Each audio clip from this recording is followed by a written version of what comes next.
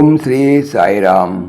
భగవాన్ శ్రీ సత్యసాయి బాబా రచింపబడిన సందేహ నివారణలోని కొంత బాగా తెలుసుకుందాం. సాయిరామ్.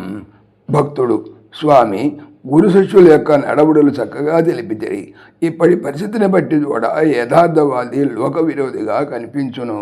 లోకమున గురువులను వారు, శిష్యులను వారు, స్వాములను వారు, సాధువులను వారు తమను చెప్పినట్లు ఎన్నో విధములైన తప్పు మార్గములను ప్రవర్తించుతూ భగవద్ ధర్మమును, సన్యాసి నియమములను, గురువును పవిత్ర నామమును పాడు చేయుచున్నారు.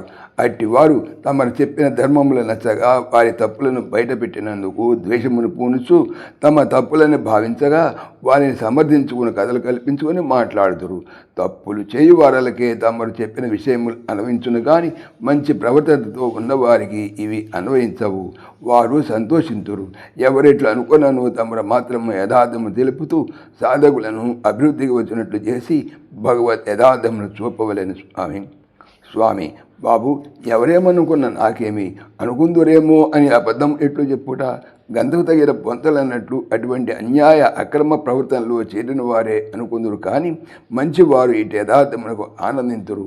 గుమ్మడికాయల దొంగన్న భుజముల పట్టి చూసుకుని వారు వారిని మోసిన దొంగలే కదా.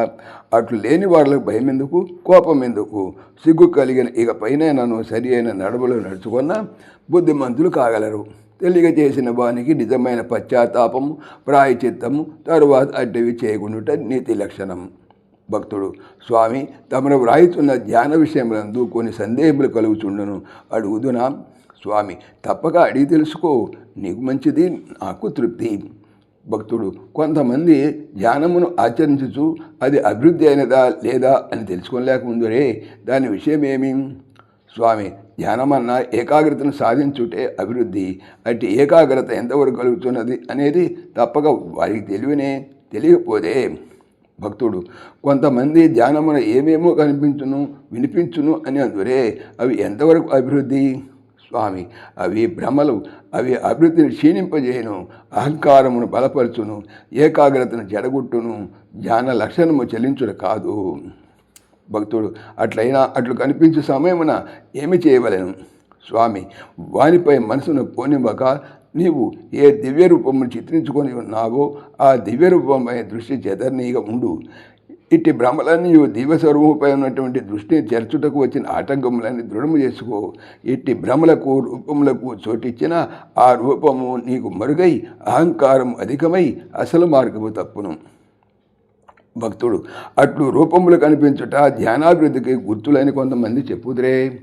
స్వామి అట్లు చెప్పువారు సరి అయిన ధ్యానము ఆచరించలేదన్నమాట.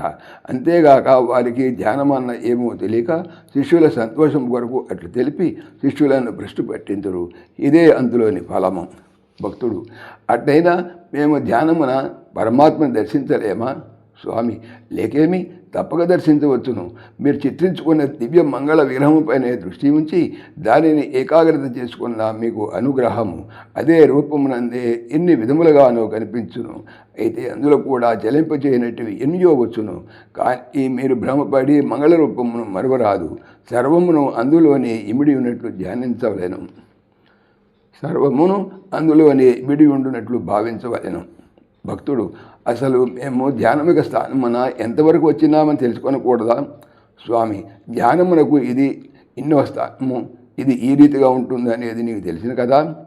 ధ్యానముక అభివృద్ధి క్షీణత చెప్పగలవు. ధ్యానమునకు కూడా ఆద్యంత రహిత్వం కలదు. ధ్యాన రూపమున ఎట్లు అద్యంత రహితమైనదో దాని ఫలము కూడా ఇంతటితో తీరైనది అనుటకు లేదు. భక్తుడు అట్లయినా ధ్యానమునకు అంతము లేదా? స్వామి నీవనేది అంతా ఒకే రూపమున లేనమొకటే అంత్యమందురు కానీ ధ్యానమునకు అంతము లేదు. భక్తుడు దాని స్థానములు ఎట్లు తెలుసుకునుట? స్వామి నిత్యము మనము ధ్యానమున ఎంతకాలము ఏకాగ్రత నిలుపుతున్నాము, చలన శక్తిని ఎంతవరకు జయించాము, భగవత్ రూపం అంటే ఏ విధమైన అభివృద్ధి పడుతున్నాము అనేది మాత్రం యోచించిన ఏ స్థానమందున్నది తెలివినే కానీ ధ్యానము యొక్క స్థానములు తెలుసుకుని వీలు కాదు. ఏ నిమిషమున ఏమి ప్రాప్తించునో అది అనుగ్రహములో ఉన్నది. దారి తప్పక చేయుటే సాధకుని దీక్ష. దానిపై భగవత్ అనుగ్రహము కానీ దానికి ఇంతకాలము అంతకాలము అనేది లేదు. కొందరికి ఎన్నో జన్మలు పట్టును, మరికొందరికి కొన్ని దినములలో ప్రార్థించును, ఫలించును. ఇది వారి శ్రద్ధ, భక్తి, సాధనలపై ఆధారపడి ఉన్నది, యోచించవలసినది కాదు నాయనా. భక్తుడు: అట్లయినా మేము మా సాధన గురించి యోచించకూడదన్నమాట స్వామి. సాధనను, దాని క్రమశిక్షణమును యోచించి ఆచరించవలసిందే, కానీ దాని స్థానములు యోచించి ప్రయోజనం లేదు. దానికి స్థానములు మీరు నిర్ణయించవచ్చునే కానీ యథార్థమునకు హద్దులు లేవు. ఊరికే లేనిపోని భ్రమలకు చోటివ్వక, స్థానములను ఆశించక, గమ్యమును మనమున ఉంచుకొని సాధన క్రమము తప్పక కాలము మార్చగా ఏకభావముతో ఏకదిశతో సాధించు. అదే సర్వఫల ప్రసాదము, అదే సర్వానందము, అదే నీ సర్వ సంతోషము. ఇతరులు చెప్పు భ్రాంతులపై దృష్టి ఉంచవద్దు.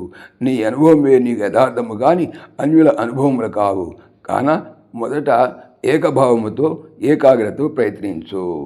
సాయిరామ్. పవిత్రమైనటువంటి Bhagavatam. Bhagavatam stands in a Bhagavatam song. చెప్పేది ఏమిటి? బాగా అవుతాము అనే